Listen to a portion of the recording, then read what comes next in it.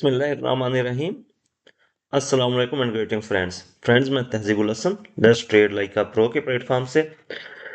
Friends, इस video में हम एनालिसिस करेंगे गोल्ड का। सिर्फ गोल्ड का वीकली एनालिसिस करेंगे कि कमिंग वीक में गोल्ड क्या मूव दे सकता है। बेरिश मूव देगा या बुलिश मूव देगा या कंसोलिडेट करेगा। जी फ्रेंड्स, एनालिसिस स्टार्ट करने से पहले हम हस्बे मामूल फंडामेंटल न्यूज़ देखेंगे। 23 दिसंबर मंडे को यूएसडी के रिलेटेड सिर्फ एक मीडियम इम्पैक्ट न्यूज़ है, ये वाली जहाँ पे मेरा कर्सर है। कंज्यूमर बोर्ड कंज्यूमर कॉन्फिडेंस का डेटा, जिसकी फोरकास्ट स्लाइटली डॉलर के हक में है। कैड का हम कोई पेयर ट्रेड नहीं करते। कैड का हाई इम्पैक्ट डेटा है ग्रॉस डोमेस्टिक प्रोडक्ट का। नेक्स्ट डे अगर देखा जाए 24 दिसंबर ट्यूसडे को यूएसडी के रिलेटेड मीडियम इम्पैक्ट न्यूज़ है। ड्यूरेबल गुड्स ऑर्डर का डेटा होगा और न्यू होम सेल्स का डेटा होगा। ये डेटा भी एक डेटा स्लाइटली डॉलर के हक में, दूसरा डॉलर के खिलाफ फोरकास्ट शो कर रहा है। न्यू होम सेल्स का डेटा और मैन्युफैक्चरिंग इंडेक्स, रिचमोंड मैन्युफैक्चरिंग इंडेक्स का डेटा, ये दोनों डेटा डॉलर को स्ट्रांग करते हुए नजर आ रहे हैं।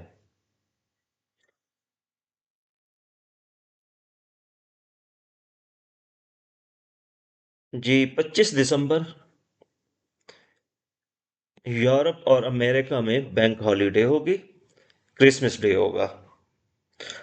लेकिन एक हाई इम्पैक्ट न्यूज रहेगी, बैंक ऑफ जापान के गवर्नर की स्पीच होगी। टाइम फ्रेम कोई नहीं है, टेंटेटिव टाइम फ्रेम है। किस टाइम होगी?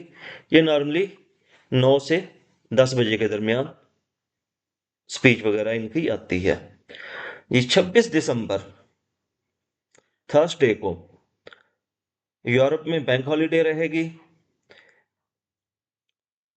यूएसडी का एक डेटा आएगा, हाई इम्पैक्ट डेटा है वीकली जॉबलेस क्लेम्स का, जिसकी फोरकास्ट न्यूट्रल है। क्रूड ऑयल इन्वेंट्रीज का डेटा होगा, लेकिन ये वीडियो हम सिर्फ गोल्ड पे कर रहे हैं। Friday, last day of the week, bank of Japan Tokyo core CPI का डेटा होगा, जिसमें जापानीज येन स्ट्रांग होता हुआ नजर आ रहा है एज पर फोरकास्ट। और यूएसडी की लो इम्पैक्ट न्यूज है गोल्ड ट्रेड बैलेंस की और प्रिलिमिनरी होल सेल्स इन्वेंट्रीज की। इनका कोई खास इफेक्ट मार्केट पे नहीं आता होता। अगर देखें तो मोस्टली हॉलीडेज हैं और हाई इम्पैक्ट न्यूज सिर्फ वीकली जॉबलेस क्लेम्स की है। मीडियम इम्पैक्ट न्यूज है, उसमें भी डॉलर स्लाइटली स्ट्रांग होता हुआ दिखाई दे रहा है। अगर हम जियोपॉलिटिकल न्यूज की तरफ देखें तो रशिया, यूक्रेन और मिडल ईस्ट में कोई खास न्यूज नजर नहीं आ रही। अभी तक कोई खास न्यूज नहीं है। जी फ्रेंड, चार्ट पे आते हैं। ये गोल्ड का चार्ट है, Wanda broker daily time frame. Market ने लास्ट मंथ 2537 लगाया था। 2537 के बाद ये रिट्रेसमेंट देने के बाद 2605 के बाद आपको थी, यहाँ से मैंने बाय करवाया था। ये बोला था कि ये इसका फर्स्ट टीपी 2720 रहेगा। मार्केट 2720 और फिर वापस आके 2726 लगा के नीचे आई। यही ख्याल था कि यहाँ से इंपल्सिव वेव स्टार्ट होगी और मार्केट खासी ऊपर जाएगी। और सीजनैलिटी भी ये थी कि दिसंबर में मार्केट ऊपर जाती है, लेकिन अभी जो टेक्निकल चार्ट बता रहा है मार्केट बाय की तरफ ज्यादा नहीं जाएगी। सबसे पहले हम ये लेवल लगा लेते हैं, हाइड किए हुए थे मैंने। मार्केट ने ये डेली टाइम फ्रेम की ये ब्लू लाइनें दो नजर आ रही हैं, असेंडिंग चैनल में चल रही थी। डेली टाइम फ्रेम में इसने असेंडिंग चैनल एक दफा ब्रेक करा ऊपर की रिट्रेसमेंट देने के लिए। फिर यही समझा जा रहा था कि मार्केट इस चैनल में वापस आ जाएगी और ऊपर की तरफ जाएगी, लेकिन मार्केट ने दोबारा इस चैनल को ब्रेक किया, रिटेस्ट किया, फिर नीचे आई। ठीक। प्राइस एक्शन के लिहाज से गोल्ड बेयरिश नजर आ रहा है। जी। अब जो प्रीवियस वीक गुजरा है उसमें गोल्ड ने हाई जो लगाया था 2664.5 के करीब करीब मेरे ख्याल में लगाया था, 2664.3 यहाँ पे बन रहा है तकरीबन। वहां से नीचे रिट्रेसमेंट लगाई, 2583 84 पे इसने लो लगाया। इसका जो रिट्रेसमेंट लेवल बनता था 50% पे था 2624 तकरीबन, और 61.8% बनता था 2634, 33.7 34 समझे कि यहाँ तक इसने रिट्रेसमेंट देनी थी और फिर नीचे आना था। इसने तकरीबन तकरीबन 61.8 रिट्रेसमेंट अपनी कंप्लीट कर ली वीकली के। ठीक। वीकली के लेवल आपको डिस्क्राइब कर दिए मैंने। अब या तो इसको ये पिन पॉइंट 33.7 या 34 लगा के नीचे आता, तब ये कहते कि हम यहां से गोल्ड नीचे गिरना शुरू हो जाएगा। लेकिन इसने तकरीबन एक $1.5 से $2 पहले नीचे की तरफ आना शुरू किया, करेक्शन देना शुरू की। मतलब गोल्ड थोड़ा सा ऊपर जाएगा मजीद करेक्शन के लिए। वीकली रिट्रेसमेंट को मैं हटा देता हूं। जी फ्रेंड्स, अब ये आ गया मंथली का लेवल। इस मंथ का हाई 2726 है, लो 2584 83 है। इस पे अगर हम रिट्रेसमेंट लगाएं, रिट्रेसमेंट मैंने पहले लगाई थी, उसके लेवल लगा दिए 23.6% जो है वो 26 17 18 पे थी। 38.2 26 39.3 के पास पास है। जी। और 50% 26 54.5 है, और 61.8 26 71.14 है। ठीक। अब अगर 50% रिट्रेसमेंट करता है, हम 26 56 के पास पास सेल करेंगे।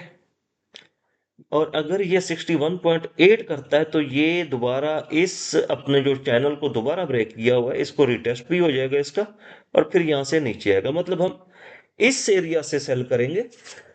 एक छोटी लॉट हम 26 38 से सेल लगा सकते हैं। बड़ी लॉट सेल के लिए हमें 26 55 और 26 71 का वेट करना पड़ेगा कि यहां से हम इसको सेल करें। और इंटरेस्टिंग बात कि यहाँ पे सेकंड कैंडल पे एक डेली टाइम फ्रेम है हमारे पास, तो यहाँ पे ऑर्डर ब्लॉक भी है, ये नजर आ रहा है। थोड़ा मैं आपको जूम करके दिखा दूं। जी। ये छोटी ग्रीन कैंडल है, ये छोटी रेड कैंडल है, और उसके बाद ये स्ट्रेट मार्केट नीचे आई। अब ये ऑर्डर ब्लॉक बना था सेकंड कैंडल पे, और इसको अगर देखें तो ये टेस्ट यहाँ पे जाके होगा 44 के पास। अगर इसकी लिक्विडिटी भी लेने जाती है मार्केट, और लिक्विडिटी अगर विक्स की लेने जाती है तो 26 59 60 है। अगर ये लिक्विडिटी फिबोनाची की लेने जाती है तो 55 56 है। मतलब ये एक अच्छा सेलिंग का एरिया होगा 55 56 वाला। और टॉप पे अगर चली जाती है 61.8 तो ये और बेहतर हो जाएगा। जी। ये हो गया फिबोनाची रिट्रेसमेंट के अकॉर्डिंगली। ठीक। इलियट वेव के अकॉर्डिंगली मैं आपको बता देता हूँ कि मार्केट ने हाई लगाया 2790, ये वन मूव, ये टू हो गया, यहाँ पे थ्री हो गया, ये फोर हो गया और ये फाइव हो गया। ठीक, अब करेक्शन वेव आनी थी, ए बी सी कंप्लीट हो गई। अब इंपल्सिव वेव स्टार्ट हुई, वन, यहां से वन। मैं आपको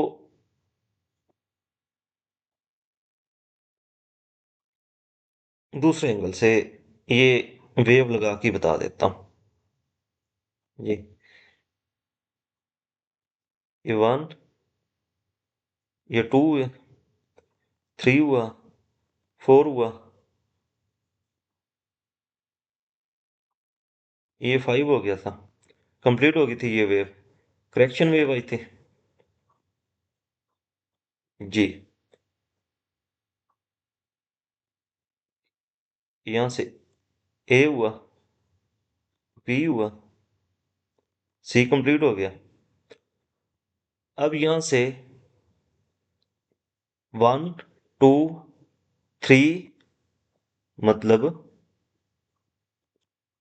पॉसिबल सिनारियो बन सकता है,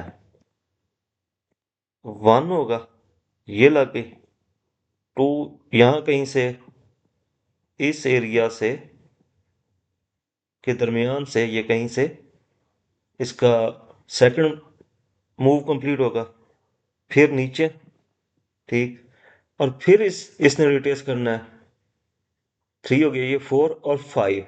मेरे टारगेट है कि मार्केट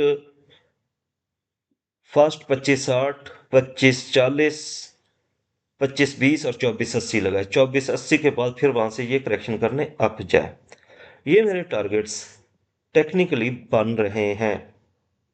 बाकी गोल्ड,